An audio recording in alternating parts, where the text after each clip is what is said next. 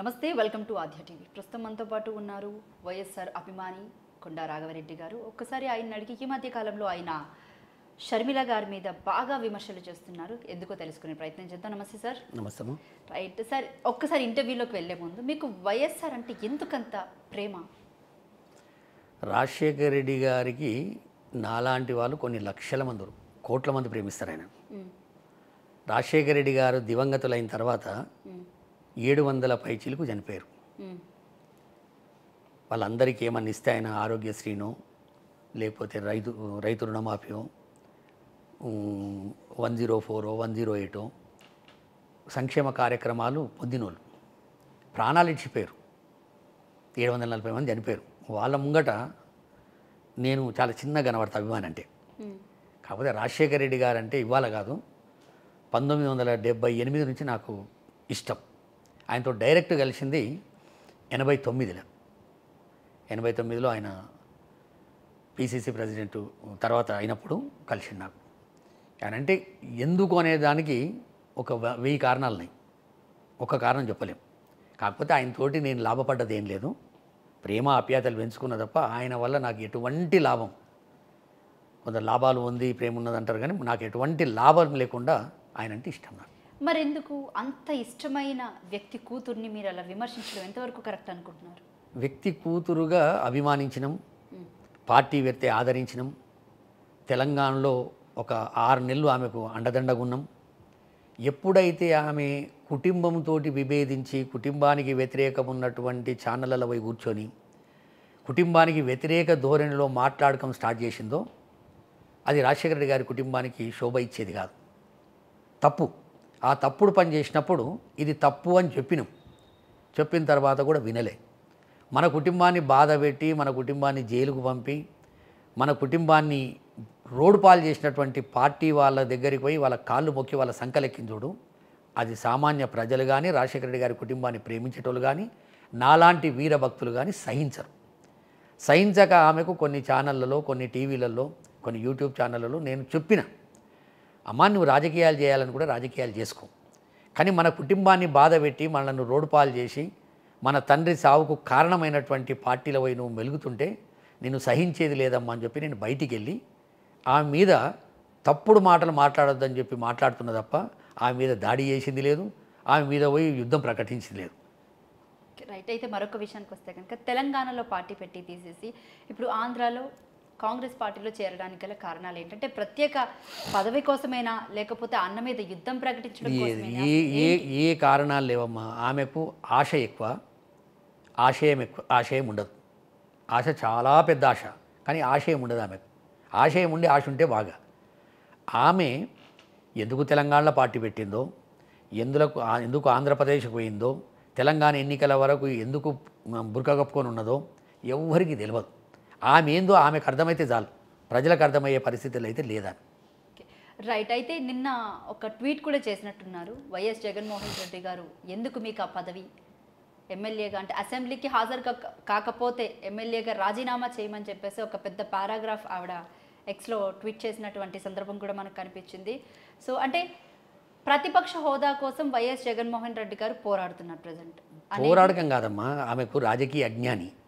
షర్మిలమ్మ అంటే ఆమె రాజకీయ అజ్ఞాని, చాలా కోకొల్లలు. ఇప్పుడు ఆమె ఏ పార్టీకి అధ్యక్షురాలు ఉన్నదో ఆ పార్టీకి కేంద్రంలో ఉన్నటువంటి నాయకత్వానికి 2014లో ప్రతిపక్ష హోదా లేదు. అయినా వాళ్ళకి కావాల్సినన్ని సీట్లు లేవు. లేకున్నా ఆ టైంలో ప్రతిపక్ష హోదా ఇచ్చుకుంటూ కేంద్ర ప్రభుత్వం ఒక ఎలక్షన్ కమిషన్ సెలెక్ట్ చేయాలన్నా చీఫ్ జస్టిసు, ప్రతిపక్ష నాయకుడు, ప్రైమ్ మినిస్టర్ కూర్చోవాలి, దానికి కూడా ఆహ్వానించాడు.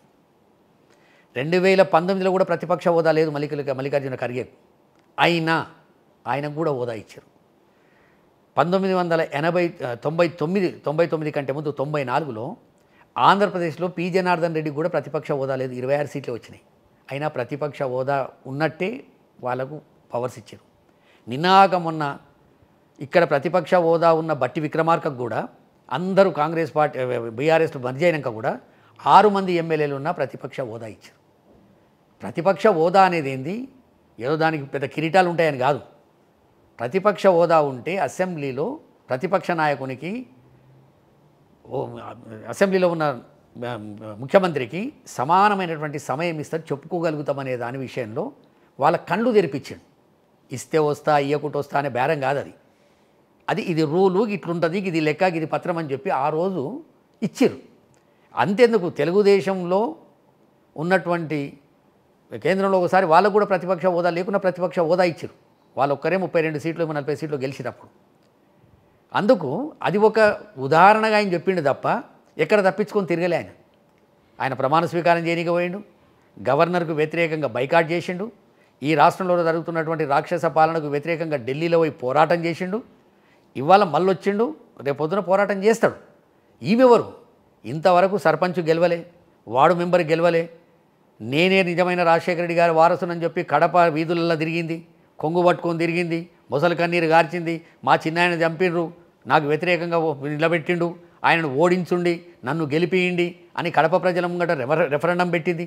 అయినా ఈవెన్ పులివెందులలో విజయమ్మ గారు వీడియో చేసి నా బిడ్డను గెలిపిమని చెప్తే పులివెందులలో కూడా నీకు 25,000 ఓట్లు వచ్చినాయి. నీవు వ్యతిరేకిస్తున్నటువంటి అవినాష్ రెడ్డి గారికి 1,12,000 ఓట్లు పడ్డాయి. ఆడనే తేలిపోయింది కదా, నీకు ప్రజల తీర్పు తెలిసింది కదా. ఎందుకు అంటే విజయమ్మ ఇంకా తెలిసినాక కూడా ఇవాళ ఆమె ఏదో ప్రచారంలో ఉండాలి, ప్రచార ఆవ ఉన్నది ఆమెకు, ఎప్పటికి ప్రజలు కనబడాలి, చంద్రబాబు నాయుడుకు హోల్సేల్గా అమ్ముడు పోయినా కనుక ఆయనకు ఎప్పుడు ఇబ్బంది వచ్చినా నేను జగన్మోహన్ రెడ్డి గారిని తిట్టాలి. ఇప్పుడు జగన్మోహన్ రెడ్డి గారి తిడితే ఎవరున్నారు చెప్పి, ఇప్పుడు చంద్రబాబు నాయుడు అయిపోయింది, తట్టాపుట్ట పక్కన పెట్టిండు. పవన్ కళ్యాణ్ ఎక్కడ పోయినా పవన్ కళ్యాణ్ పరిస్థితి అదే. 6 నెలల పిల్ల మీద అఘాయిత్యం జరిగితే పవన్ కళ్యాణ్ ఏ ముళ్ళలు వండుకుండి ఏ పొయ్యిలో వండుకుండి ఇప్పుడు తుర్రంలో లేచి ఉరుకులాడుతుంటే కదా. ఆయన కూడా చంద్రబాబు నాయుడు కౌగిల విష కౌగిల చిక్కిపోయింది, ఆయన బయటికి వెళ్ళలేడు. భారతీయ జనతా పార్టీకి కేంద్రంలో మెజారిటీ లేదు, వాళ్ళు కుయ్యనరు. ఎవరితో అనిపించాలి ఇప్పుడు? చంద్రబాబు నాయుడు జగన్మోహన్ రెడ్డి గారిని విమర్శించాలంటే జగన్మోహన్ రెడ్డి గారు 4-5 సంవత్సరాలు చేసినటువంటి సంక్షేమ కార్యక్రమాలను ముందు అడుగు వేస్తే తప్ప విమర్శించే హక్కు లేదు ఆయనకు. ఆ తల్లికి వందనం కావచ్చు, రైతు భరోసా కావచ్చు, 108 కావచ్చు, 104 కావచ్చు, ప్రాజెక్టుల విషయం కావచ్చు, ఎండ్లా కూడా ఒక్క అడుగు ముందుకేసే పరిస్థితి లేదు. చేతులు ఎత్తేసిండు, అసెంబ్లీలోనే ఓపెన్గా అబద్ధాలు చెప్పేసేసిండు. ఎందుకు అంటే విజయమ్మ గారు కూడా ఇటు కొడుకుకి సపోర్ట్గా కాకుండా కూతురికే ఎందుకు సపోర్ట్గా ఉన్నారు? ఆమె కూతురుకు చేస్తుందా, కొడుకుకు చేస్తుందా? రాజశేఖర రెడ్డి గారు చనిపోయి 15 సంవత్సరాలు, రేపు సెప్టెంబర్ 2 వస్తే ఆమె నిండా మునిగి ఉన్నది. ఆమె తోటి చెలగాటలు ఆడిపిస్తుంది షర్మిలమ్మ. కొడుకుకు వ్యతిరేకం కాదు, కొడుకుకు వ్యతిరేకంగా చెలగాటలు ఆడిపించే ప్రయత్నం చేస్తుంది, బ్లాక్మెయిల్ చేస్తుంది. ఏముంది చెప్పు? విజయమ్మ గారితో కొడుకు నిలబడ్డగా, కొడుకు ముఖ్యమంత్రి అయ్యే పరిస్థితి ఉన్నప్పుడు నా బిడ్డను కూడా గెలిపిమని చెప్తారా? ఏకన్నా చెప్తే కూడా ఏమైంది? పులివెందుల ప్రజలు కూడా నేను పట్టించుకోకపోయి ఇక తల్లి విలువను వేడగాపాడుకున్నట్టు. అందుకు ఇవన్నీ కూడా ఆ రాజకీయ అజ్ఞాని. నేను 2 నెలల నుంచి కూడా షర్మిలమ్మ గురించి మాట్లాడొద్దు అనుకున్నాం. ఇప్పుడన్నా రాజకీయంగా మాట్లాడుతుంది. ఏమైనా ప్రభుత్వం తప్పు చేస్తే, లేకపోతే పాత ప్రభుత్వం చేసినటువంటి సంక్షేమ కార్యక్రమాలు ముందుకు తీసుకుపోకపోతే, అది ఆరోగ్యశ్రీ కావచ్చు, 104 కావచ్చు, 108 కావచ్చు, 18 మెడికల్ కాలేజీలు కావచ్చు, 18 మెడికల్ హాస్పిటల్స్ కావచ్చు, వీటి విషయంలో ఏమన్నా వాళ్ళు పొరపాటు చేస్తే వాళ్ళని గద్దించి మాట్లాడుతుందో. రాజశేఖర రెడ్డి గారు బొమ్మలంగాల పెడుతుంటే బయటికి రాని బువ్వమ్మ ఇవాళ ఏం మాట్లాడుతుంది చెప్పామే? బొమ్మలంగాల పెడుతురు మూర్ఖులు. రాజశేఖర రెడ్డి గారి పేరును తీసేస్తురు. గవర్నమెంటుకు సంబంధించినటువంటి ఆఫీసుల మీద ఉన్నటువంటి బొమ్మలను గాలబెడుతురు. సరే, కార్యకర్తలను కొట్టుడు, కార్యకర్తలను నరుకుడు, కార్యకర్తల ఇండ్లు తలగబెట్టుడు అది ఒక భాగం. ఈమె ఇంకంటది కార్యకర్త గురించి ఢిల్లీకి పోతాడా, మా వివేకం చిన్నాయన గురించి పోలేదు. నీ కార్యకర్త విలువే మేరక నీకు? తెలంగాణలో కొన్ని వేల మందిని లక్షల రూపాయలు ఖర్చు పెట్టించి పార్టీ పెట్టి వాళ్ళను మోసం చేసి కార్యకర్త విలువ తెలియని వ్యక్తివి నువ్వు. రాత్రి పార్టీని తీసుకుపోయి కాంగ్రెస్లో మధ్య చేసి ఒక్క మనిషితోటి మాట్లాడకుండా పోయినటువంటి వ్యక్తివి నువ్వు. నీ కార్యకర్త విలువే మేరక? జగన్మోహన్ రెడ్డి గారికి ఎరక కార్యకర్త విలువ, రాజశేఖర రెడ్డి గారికి ఎరక కార్యకర్త విలువ, రాజారెడ్డి గారికి ఎరక కార్యకర్త విలువ, ఈమెకే మేరక కార్యకర్త విలువ? కార్యకర్తల గురించి నువ్వు పోతావా? అసలు నువ్వెవరు? ఒక పార్లమెంట్ మెంబర్వా, సర్పంచ్వా, ఎమ్మెల్యేవా, వార్డు మెంబర్వా? నీకు జెడ్పీటీసీ అంటే తెలియదు, ఎంపీటీసీ అంటే తెలియదు నీకు. వైఎస్ఆర్ కూతురు అది కూడా అయిపోయింది కదా. నేను వైఎస్ఆర్ కూతురునని నా ప్రూవ్ ఏమన్నారు? కడప ప్రజలు ఏం చేశారు? కరువు గారు వాత పెట్టిరు. నువ్వు వనికి రావమ్మని చెప్పేసారు, నీకు డిపాజిట్ రాలే. ఇంకా నన్ను నువ్వు రాజకీయ జ్ఞానంతో మాట్లాడాలి. ఇంకా అన్న మీద పోరాటం ఏంది? రైట్ నీ బాధ ఏంది? రైట్. ఎందుకు అంటే వైఎస్ జగన్ ఓడిపోవడానికి గల కారణాలు అసలు ఏమై ఉంటారు అంటే ఎటో చూసినా కూడా ఇటు కూతురు కానివ్వండి, అటు తల్లి కానివ్వండి, ఓ పక్కన ప్రజలు కానివ్వండి, ఎవ్వరు కాదమ్మా, అమలు చేయలేని పథకాలు కానివ్వండి, కొన్ని విషయాల్లోని ఎవ్వరు కాదమ్మా. రాజకీయంగా మనం ఆలోచన చేస్తే జగన్మోహన్ రెడ్డి గారిని ప్రజలు ఓడగొట్టలే. జగన్మోహన్ రెడ్డి గారు రెండు కారణాలు. ఒకటి, ఒక్కరు ఎదుర్కోలేక 3 పార్టీలు కలిసి వాళ్ళు ఇది చివరి ఎన్నికలు, పవన్ కళ్యాణ్కైనా చంద్రబాబు నాయుడుకైనా చివరి ఎన్నికలు, ఎట్టి పరిస్థితుల్లో గెలవాలని చెప్పి కుట్రలు కుతంత్రాలు చేసి గెలిచిరు వాళ్ళు. దాన్ని మనం అందరం ఒప్పుకోవాల్సిందే. సరే, కొన్ని యూట్యూబ్ ఛానళ్ళల్లో 49 లక్షల ఓట్లు పోలైన దానికంటే ఎక్కువ వస్తున్నాయి అనేటటువంటివి వస్తున్నాయి. అది పేపర్ మీదకి వచ్చింది, ఎలక్షన్ కమిషన్కు నోటీస్ పంపిర్రు. అది రేపు పొద్దున ఏమి రిజల్ట్ వస్తుందో అది భగవంతుని కెరక. మనం ఇలా ఓడిపోయినంత మాత్రాన మనం అనే మాట కాదు. చంద్రబాబు నాయుడు 2019లో జగన్మోహన్ రెడ్డి గారు కొట్టిన దెబ్బకు గుయ్యమంటట్టు ఇప్పుడు మాకు 11 సీట్లు వస్తే అప్పుడు ఆయనకు 23 సీట్లు వచ్చినాయి. అప్పుడు 12 ఎక్కువ వచ్చినాయి. ఇప్పుడు మాకు 4 ఎంపీలు వస్తే ఆయనకు 3 ఎంపీలు వచ్చినాయి. మరి ఇది ఎందుకో పోలిక లేదా? ఇలా జగన్మోహన్ రెడ్డి గారు వినమ్మా, లేదు, జగన్మోహన్ రెడ్డి గారు ఓడిపోయారు అంటున్నారు. అప్పుడు ఆయనకి ఇంకో 12 సీట్లు మాత్రమే ఎక్కువ వచ్చినాయి, ఒక ఎంపీ తక్కువనే వచ్చింది. అందుకు రాజకీయాల్లో ఓటమి గెలుపు అనేది సహజం. జయలలితకు 2 సీట్లు వచ్చినప్పుడు కరుణానిధి గారికి మిగతా సీట్లు వచ్చినాయి. మళ్ళీ అదే కరుణానిధికి వినమ్మా, మనము గెలిస్తే 151 గెలిచినాడు ఏమన్నా మాట వెళ్ళిందా? ఒక్క మాట ఎవడన్నా అన్నడా? ఇలా ఓడిపోయిన తర్వాత అందరికి నేను అక్కడే మాట్లాడుతున్నా. 151 సీట్లు వచ్చిన వైఎస్ఆర్సీపీ పార్టీ గతంలో ఎందుకు 11 సీట్లకు మాత్రమే నేను 11 సీట్లు మీరు అన్నట్టు సంక్షేమ పథకాలు అమలు చేశాడు. తిరుపతిలో 7 సీట్లు ఓడిపోయినాం, ఎంపీ గెలిచినాం. మరి ఎట్లా గెలిచినట్టు అది? కడపలో 2 ఎమ్మెల్యేలు గెలిచినాం, ఎంపీ గెలిచినాం. 5 ఎమ్మెల్యేలు గెలిచిన తెలుగుదేశం ఎంపీ గెలవలేకపోయినాడు. ఈ రాజకీయాల లోపల ఈ ఈక్వేషన్స్ వేరే ఉంటాయి. దాన్ని మనం పెద్దగా పట్టించుకోవాల్సిన అవసరం లేదు. ప్రజలలో ఉన్నాం, ప్రజలలో ఉంటాడు. యువకుడు, ధైర్య సాహసాలున్నాయి, ఎదిరించే శక్తి ఉంది, గుండె ధైర్యం ఉంది, ప్రజల అండ ఉంది, కార్యకర్తల అండ ఉంది. 2028లో వస్తాయా, 29లో వస్తాయా, 26లో వస్తాయా, ఎప్పుడు వచ్చిన ఎన్నికలను ఎదుర్కొంటాడు. రేపు జిల్లా పరిషత్ ఎన్నికలు ఎదుర్కొంటాడు, ముందుకు పోతాడు ఆయన. ఇది రాజకీయంగా సహజం. ఇది ఏదో వీళ్ళొక్కరెవరు, ఇందిరాగాంధీ గారు ఓడిపోయారు, ఎన్టీ రామారావు ఓడిపోయాడు. ఎవరు ఓటమి చంద్రబాబు ఎవరు? అంటే అమరావతి విషయంలో కూడా బాగా ఇది నేను చెప్తున్నామా, ఈ అమరావతి విషయమా భ్రమరావతి విషయమా అనేది కాదు. ప్రజలకు చంద్రబాబు నాయుడు వాగ్దానాలు ఏవైతే చేసిండో ఆ వాగ్దానాలు కుదరదు అని జగన్మోహన్ రెడ్డి గారు చెప్పిండు.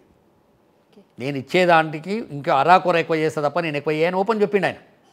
ఆయన కూడా ఇట్లా అబద్ధాలు ఆడి నేను రైతు బంధిస్తా, రైతు రుణమాఫీ చేస్తాను 4 అబద్ధాలు ఆడుతుంటే ఇలా ముఖ్యమంత్రి.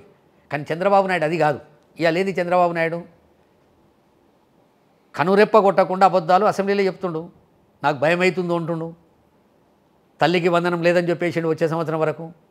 20,000 రుణం ఏదైతే జగన్మోహన్ రెడ్డి గారు ఇస్తుండేనో 16,000, 13,000, 20,000 ఇస్తాడు. ఇప్పటిదాకా బటన్ ఒత్తకపోయా. 1,500 ప్రతి మహిళకి ఇస్తాడు, దాన్ని ఊసేయలేదు. బస్సులో ఫ్రీ అన్నాడు, ఇంతవరకు ఇంకా బస్సులో ఫ్రీ సంగతి ఏందో తెలియదు. 3,000 నిరుద్యోగులకు ఇస్తాడు, ఇంతవరకు దాని అత్తాపత్తా లేదు. ఎన్ని 3 నెలలు వినమ్మా, కేంద్ర ప్రభుత్వం అండగా ఉంది. ఈయన లేకపోతే కేంద్ర ప్రభుత్వం నడిచే పరిస్థితి లేదు. నువ్వు ప్రత్యేక హోదా ముచ్చటంటే పక్కన పెట్టేసి ఇలా పోలవరానికి ఇంకా 3 సంవత్సరాలు పడుతుందని చెప్పి అసెంబ్లీలో చెప్పినావంటే నువ్వే 71% కంప్లీట్ చేసిపోయినని చెప్పినవి. జగన్మోహన్ రెడ్డి గారు మిగతాది కంప్లీట్ చేసినా అంటే అరాకొరా కంప్లీట్ చేసి నువ్వు ఢిల్లీకి వెళ్ళి 58,000 కోట్లు తీసుకొచ్చి R&R ఇచ్చి మిగతా పూర్తి కంప్లీట్ చేయడానికి ఆ ప్రభుత్వంలో కీలక పాత్ర వహిస్తున్నటువంటి వ్యక్తివే అసెంబ్లీలో నేను ఇంకా 3 ఏళ్ళు పడుతుందని మాట చెప్తే ఇంత దరిద్రం ఇంకెక్కడన్నా ఉంటుందా? జగన్మోహన్ రెడ్డి గారికి అవకాశం రాలే. 22 ఎంపీలు గెలిచిన కేంద్రంలో ఇప్పుడు బలమైన పార్టీ ఉండే. 302 సీట్లు ఓన్లీ బీజేపీకి ఉండే. వేరే వాళ్ళ మీద ఆధారపడే పరిస్థితి లేకుండే. ఇప్పుడు నువ్వు ఆధారపడే పరిస్థితి వచ్చినాక కూడా నువ్వు ఇంకెందుకు ఇట్లా ముసుగుల గుద్దులాట? నీకున్న బాధ ఏంది అంటే నువ్వు మొత్తం మోసం చేసినావు, దొంగతనం చేసినావు, నీ మీద కేసులు ఉన్నాయి, అందుకు నువ్వు ఎలా ఆయనకు సరెండర్ అయిపోతున్నావు. చంద్రబాబు నాయుడు ఇలా మంచి అవకాశం ఆయనకు. అమరావతికి 15,000 అప్పిస్తేనే నువ్వు సంకలు కొట్టుకుంటున్నావే. Right sir. అయితే ఇప్పుడు బాగా నడుస్తున్నటువంటి చర్చ ఏంటంటే వైఎస్ విజయమ్మతో జేసీ ప్రభాకర్ రెడ్డి కూర్చోడానికి గల కారణాలు ఏంటి?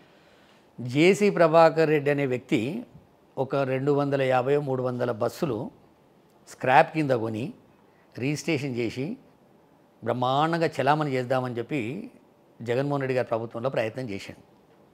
అప్పుడు ఉన్నటువంటి అఫీషియల్స్ ఇవన్నీ దొంగ బండ్లు, దొంగ రిజిస్ట్రేషన్ అయిందని చెప్పి మొత్తం గ్యారేజ్లలో పెట్టారు, సీజ్ చేసి గ్యారేజ్లలో పెట్టారు.